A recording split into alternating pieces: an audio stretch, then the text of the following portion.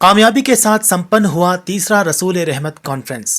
रविवार को कोलकाता के महती सदन ऑडिटोरियम में रसूल रहमत कॉन्फ्रेंस का सफलतापूर्वक समापन हो गया। इस मौके पर देश भर के कई नामी गिरामी उलेमा हजरात तशरीफ लाए थे, जिनमें खास तौर पर मौलाना असगर अली इमाम महदी साल्फी, मौलाना खुर्शीद आलम मदनी, मौलाना सना उल्लाह मदनी, मौलाना तौसीफ आलम मदनी सहित कई वक्ताओं ने आखिरी पैगंबर इस्लाम हजरत मोहम्मद सल्लल्लाहु अलैहि वसल्लम के जीवन के अलग अलग पहलुओं पर रोशनी डाली। उन्होंने बताया कि हजरत मोहम्मद सल्लल्लाहु अलैहि वसल्लम न सिर्फ मुसलमानों के लिए बल्कि पूरी दुनिया और पूरी कायनात के लिए रहमत बनकर आए थे। वहीं इस कॉन्फ्रेंस के मुख्य आयोजक और कोलकाता अल हुदा एजुकेशनल एंड वेलफेयर सोसाइटी के फाउंडर मौलाना जाकी अहमद मदनी ने कहा कि हमारे रसूल ने हमें न केवल जीने का तरीका बताया, बल्कि ये भी बताया कि हमें अपने पड़ोसी के साथ किस तरह से सुलूक करना चाहिए, उनके साथ किस तरह का बर्ताव करना चाहिए, चाहे हमारा पड़ोसी मुसलमान हो या ना हो। हमें उसके साथ हमेशा बेहतरीन अखलाक के साथ पेश आना होगा और यही प्यारे नबी सल्लल्लाहु अलैहि वसल्लम की तालीम है। आपको बता दें कि इस कार्यक्रम में जहां बड़ी संख्या में पुरुष हजरात शामिल थे, वहीं महिलाओं की भी अच्छी खासी संख्या देखने को मिली। ये conference Kolkata Al Huda educational and welfare society और अल हुदा इंटरनेशनल स्कूल हावड़ा के सहयोग से आयोजित की गई। और फिर हम इस कॉन्फ्रेंस की कामयाबी पर अल्लाह के शुक्र के बाद अपने तमाम सामीन, अपने तमाम मीडिया और सबका शुक्रिया अदा करते हैं और उम्मीद करते हैं कि आइंदा भी होगी। मौलाना जकी मदनी साहब और उनकी पूरी टीम जो पिछले मुझे लगता है कि महीनों से आज के दिन के लिए मेहनत कर रही थी, क्या कहेंगे इसका सर? कोई शक नहीं, कहेंगे क्या, दुआ करेंगे कि अल्लाह ताला इनके मेहनत को कबूल करे और ज़्यादा मेहनत करने की तौफीक दे। और जैसा कि उन्होंने कहा कि आइंदा जो प्रोग्राम होगा उसमें बंगला वक्ता भी होंगे और बंगला ज़बान में भी तब्दील होगी और इस तरह के और मुख्तलिफ प्रोग्राम को बुलाएंगे जिससे समाज की इस्लाह हो सके। इस्लाम का एक अच्छा पैगाम क्या पैगाम देंगे हजरत यहाँ से मुसलमानों को? को पैगाम देंगे कि अमन आशती, सुनो आशती के साथ वो जिंदगी गुजारे, जो कवानीन हैं देश के उसे फॉलो करें, गुजरे कानून को कभी हाथ में न लें और अल्लाह ताला की इबादत करें। अल्लाह ने अपने जिस रसूल को भेजा है उनकी सीरत, उनकी सुन्नत, उनकी बात जिंदगी तो सबसे आसान तरीका ये है कि हम अपने अमल से इस्लाम को उनके सामने अच्छा व्यवहार, अच्छा सलूक, नबी जैसा सलूक पेश करें। जैसा कि अभी हमारे एक वक्ता कह रहे थे कि एक हिंदू बच्चा, यहूदी बच्चा बीमार पड़ गया, हमारे नबी इतने बड़े नबी वो उसकी इयादत या मिजाज कुर्सी देखने चाहिए। इस्लाम की तबलीग पहले हम अपने अमल से अच्छा व्यवहार, अच्छा करें, उन सुख में भी शामिल हो और उनके दुख में भी। बहुत बहुत देखिए, अभी हमने इस हाल के अंदर देखा कि बड़ी तादाद में मर्द, औरतें, बच्चे, नौजवान, बुजुर्ग सब लोग आए।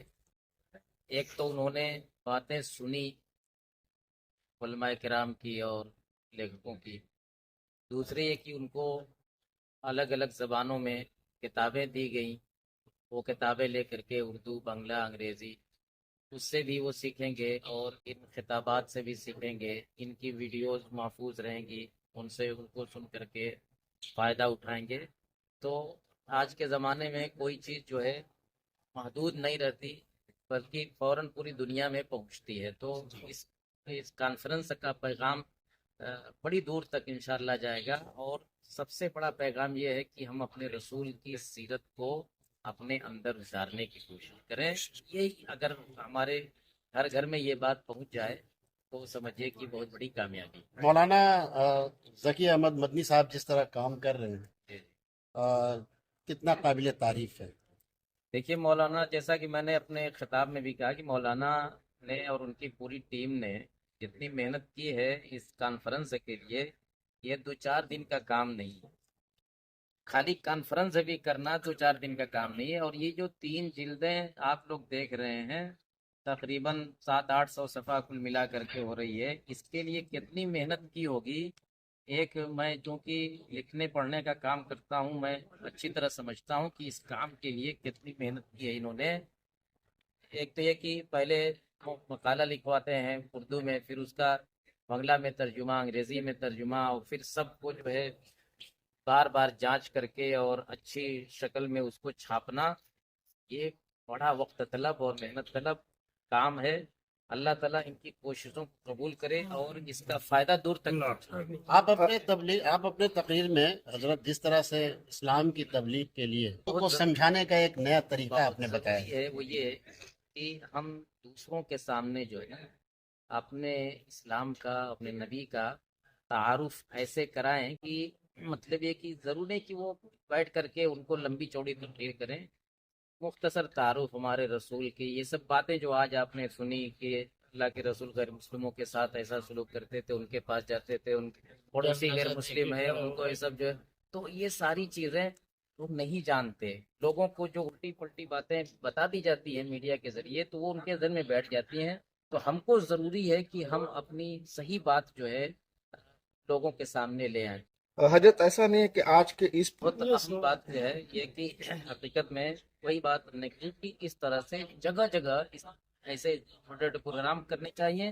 اور کچھ پروگرام جو ہے خاص طور سے ہمارے برادران وطن یعنی غیر مسلم بھائیوں کو بلا کر کے، خاص طور سے جو اسکالرس ہیں ان کو لے آ کر کے ان کے سامنے اس طرح کی بات رکھی. جو دیکھیے بڑے انصاف پسند لوگ بھی ہیں.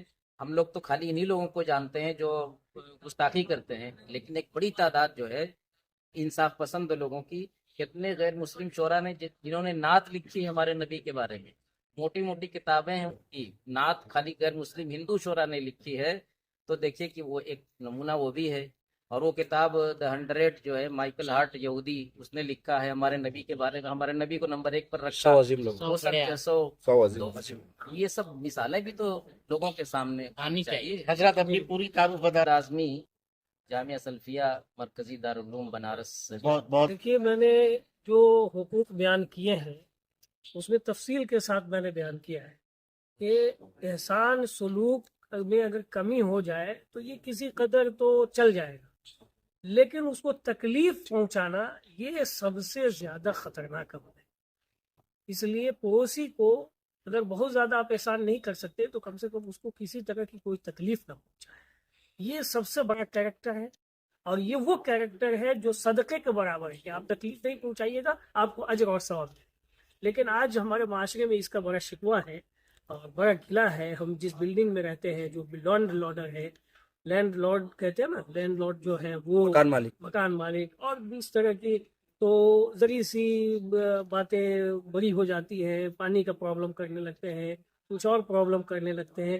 ایسے موقع پر چاہیے کہ وہ رسول اللہ صلی اللہ علیہ وسلم کی سیرت کو جانے کہ نبی صلی اللہ علیہ وسلم کیسے ایک دوسرے کی ضرورت کو پوری کرتے.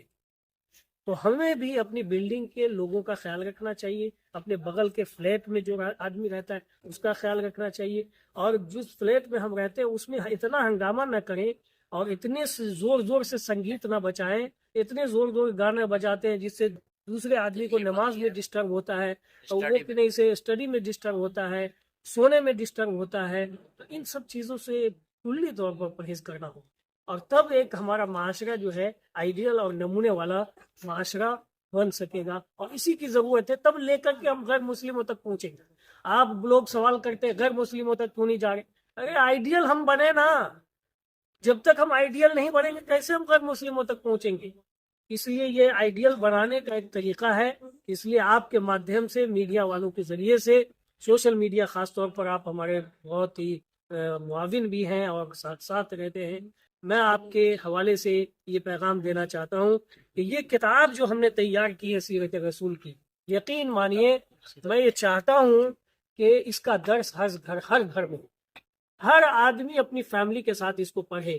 نبی صلی اللہ علیہ وسلم کی سیرت ذاتیہ کیسی تھی، کیسے آپ کا خاندان تھا، آپ کی پیدائش کیسے ہوئی، آپ نے تربیت کیسے پائی، آپ جوانی کے مرحلے میں کیسے گئے، آپ نے شادی کیسے کی، آپ اس کے بعد تجارت آپ نے کیسے کیا، پھر آپ مکہ والوں میں جب نبی بنے تو ان کے ساتھ کیسا آپ نے ویوہار کیا، کیسے اخلاق سے پیش آئے، یہ ساری چیزیں اس کے اندر موجود ہے اور بہت معلوماتی ہے. سیرت کے حوالے سے اس طرح کا کام پہلے نہیں ہوا ہے، اس انداز سے نہیں ہوا ہے، لیکن کام تو بہت ہے الحمدللہ سیرت کے اوپر، لیکن مختلف گوشوں کو اکٹھا کر کے ایک جگہ جمع کیا گیا ہے تاکہ ہر آدمی اپنی اپنی ضرورت کے حساب سے اس سے رہنمائی لے.